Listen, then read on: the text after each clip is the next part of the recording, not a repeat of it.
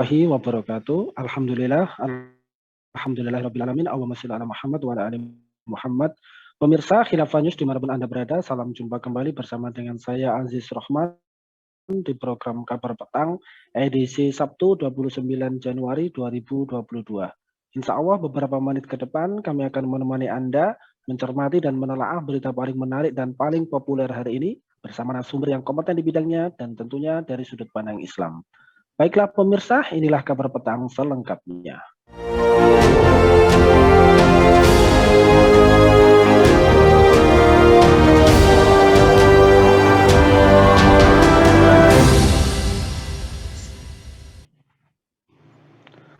Pemirsa, utang pemerintah dikhawatirkan akan meningkat jika dana pembangunan ibu kota negara atau IKN yang baru lebih banyak menggunakan dana APBN. Direktur Center of Economy and Law Studies, Celios Bima Yudhistira menyampaikan bahwa pemerintah perlu memastikan utang negara tidak meningkat signifikan akibat kesalahan alokasi anggaran. Sebelumnya pemerintah berencana menggunakan sebagian dari alokasi dana Program Pemulihan Ekonomi Nasional atau PEN untuk pembangunan proyek IKN. Bima menilai proyek anggaran pembangunan proyek IKN masuk ke program PEN sangatlah tidak relevan, mengingat masih banyak penerima bantuan sosial yang belum terjangkau pemerintah dengan alasan keterbatasan anggaran. Nah, pemirsa, bagaimanakah skema pendanaan proyek IKN? Apakah pemerintah menggunakan opsi utang untuk pembiayaan ibu kota negara yang baru? Lalu, bagaimanakah peran swasta terhadap proses pembangunan IKN tersebut? Nah, untuk membahasnya, kami telah terhubung dengan Bung Ishak dari Forum Kajian Kebijakan untuk Transparansi Anggaran Fakta. Kita sapa dulu beliau. Assalamualaikum warahmatullahi wabarakatuh, Bung Ishak. Waalaikumsalam warahmatullahi wabarakatuh, Bung Aziz. Alhamdulillah, ini kabarnya bagaimana nih Bung Ishak? Sehat, Bung? Alhamdulillah sehat walafiat. Bung Aziz bagaimana? Alhamdulillah sehat. Baik Bung, langsung saja ini menanggapi terkait dengan berita tadi nih. Menurut Anda, Bung, apakah rencana pembangunan ibu kota negara yang baru ini akan memberatkan pos anggaran APBN yang terjepit di tengah pengeluaran besar untuk penanganan kesehatan dan pemulihan ekonomi akibat pandemi COVID-19 dan bagaimana sorotan Anda terkait skema pendanaan proyek IKN ini, Bung Ishak? Ya baik, terima kasih. Jadi yang pertama bahwa saat ini kondisi ekonomi kita itu belum sepenuhnya stabil dari pandemi ya. Kita masih menjalani program pemulihan, proses pemulihan ekonomi. Kemudian juga varian Omikron juga saat ini sudah mulai memuncak dan diperkirakan akan terjadi pada beberapa bulan yang akan datang, sehingga anggaran untuk penanganan pandemi saya kira masih akan cukup besar ya. Dan ini juga ya, pandemi ini juga akan berdampak pada kembalinya ya, melambatnya perekonomian nasional. Nah, sehingga intervensi pemerintah untuk membantu masyarakat ya, termasuk para yang menganggur, kemudian orang-orang yang terdampak sehingga mereka menjadi miskin, ini akan menjadi sangat lebih besar. Nah, oleh karena itu di tengah kondisi seperti yang kita rasakan saat ini, maka kemudian menjadi sangat tidak relevan ya ketika pendapatan negara yang tersedia dalam APBN itu masih sangat besar ya, ditutupi oleh defisit ya. Nah, kalau tahun ini diperkirakan sekitar 860 triliun ya. Artinya memang kemampuan anggaran untuk membiayai belanja itu masih sangat rendah ya, sehingga harus ditutupi dengan defisit yang sangat besar dan itu berasal dari utang.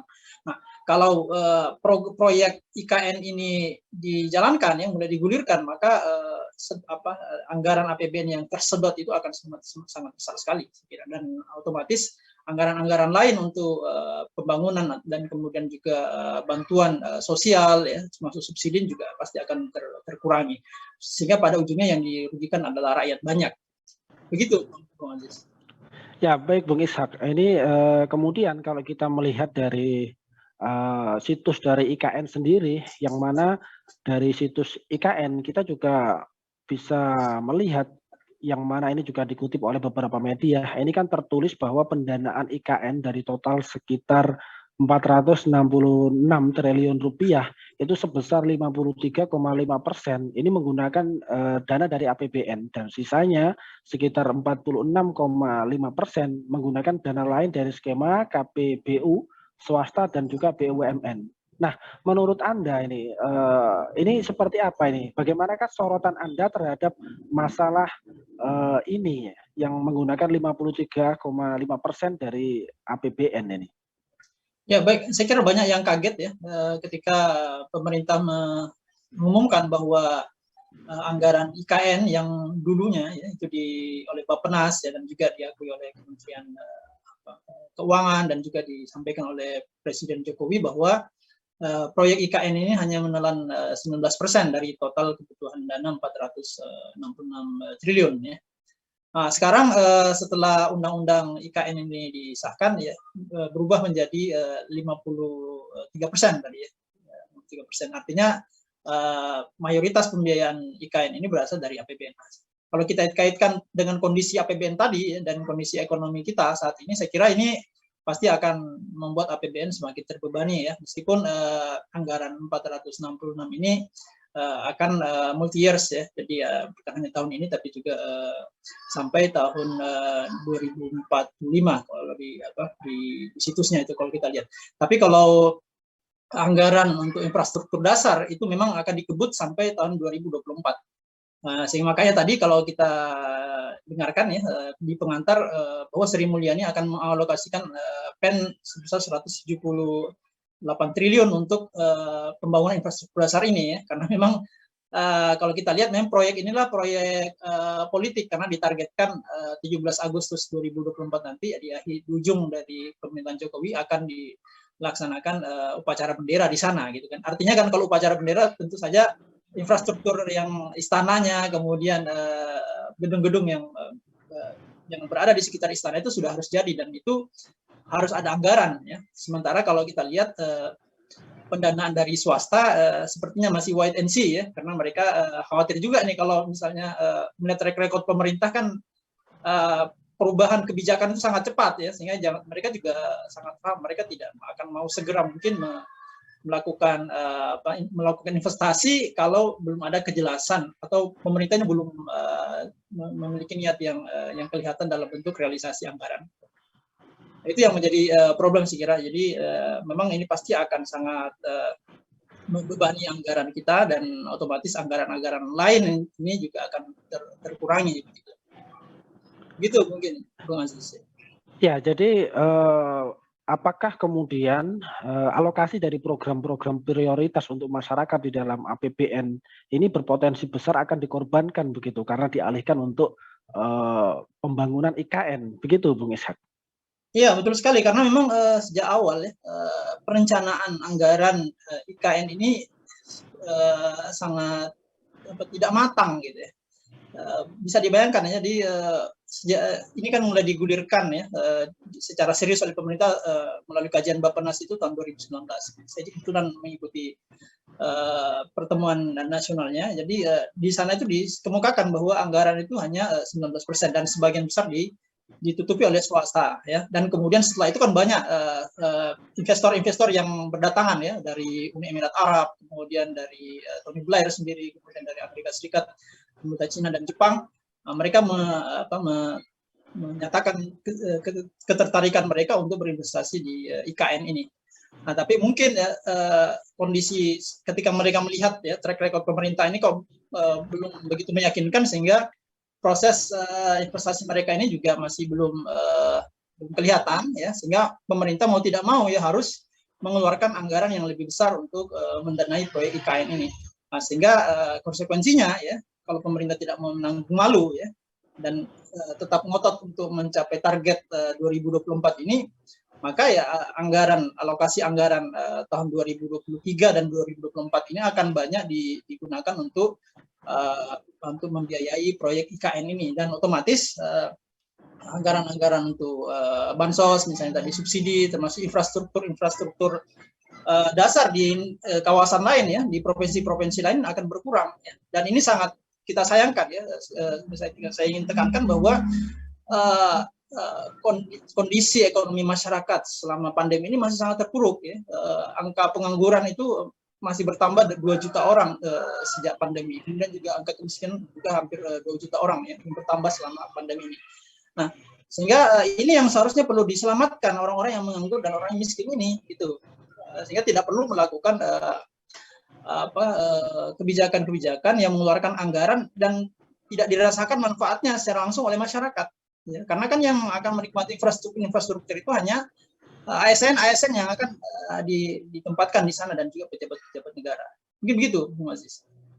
Ya, baik, Bung. Ini kalau kita melihat dari segi APBN kita beberapa tahun terakhir, nah ini kan juga sering defisit dan kemudian ditutup dengan utang begitu. Nah, apakah pemerintah nanti juga akan menggunakan opsi utang untuk pembiayaan IKN, dan apakah seandainya itu terjadi, apakah pemerintah akan melakukan skema pembiayaan utang jangka panjang, dan jika itu terjadi, apa dampak utang terhadap politik dan ekonomi nasional begitu? Ya, pastinya nanti pemerintah akan sangat bergantung pada utang ya. Jadi jangankan tanpa proyek IKN saja, utang pemerintah itu kan sudah hampir 7 triliun ya. Tahun ini dianggarkan hampir 900 triliun. Artinya akhir tahun nanti sudah 8.000 triliun. Apalagi kalau misalnya ada perubahan APBN ya, yang kemudian dimasukkan anggaran secara khusus untuk IKN ini, maka pengeluaran akan semakin besar, sementara penerimaan negara termasuk dari pajak ini ya tidak akan bisa banyak diungkit ya, karena situasi ekonomi kita masih sangat masih lambat ya proses recovery-nya gitu.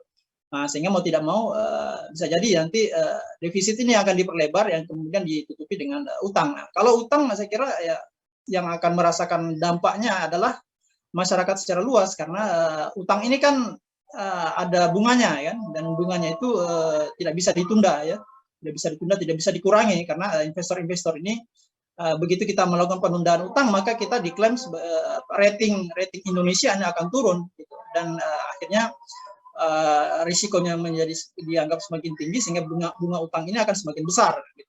Nah, sehingga pengeluaran negara pada akhirnya untuk membiayai bunga utang ini akan semakin tinggi ya. Kalau sekarang itu sekitar 400 triliun. Nah, ini kan anggaran bunga yang 400 triliun lebih ini jauh lebih besar dibandingkan anggaran subsidi dan anggaran bansos itu sendiri.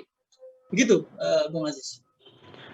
Baik, Bung. Ini terakhir. Ini kan kalau kita lihat pada tahun 2019 yang lalu, sebelum pandemi, Presiden Joko Widodo mengatakan bahwa dana APBN yang digunakan untuk pemindahan IKN itu sebesar 19% dari APBN, yang kemudian sisanya dari swasta dan juga BUMN, sebagaimana yang sudah sedikit Anda singgung di awal tadi.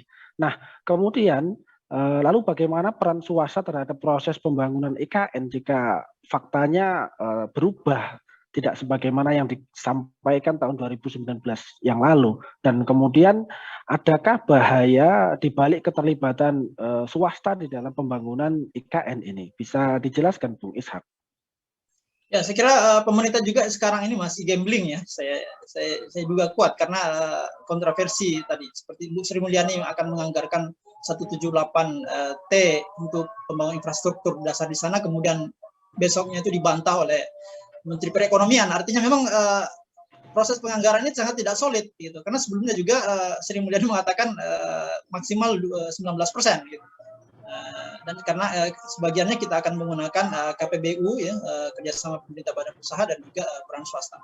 Nah, belakangan kita melihat terjadi perubahan yang sangat drastis ya. Nah, ini kan menunjukkan bahwa kualitas perencanaan pemerintah ya sangat buruk, sehingga kita khawatirkan maka proyek IKN nanti ke depannya juga ini akan bermasalah gitu. Maka kita khawatirkan bisa mangkrak ini kalau anggaran dari pemerintah juga seret ya, kemudian swasta juga menahan diri untuk melakukan investasi, karena swasta itu kan baru mau akan berinvestasi ketika return-nya itu jelas ya.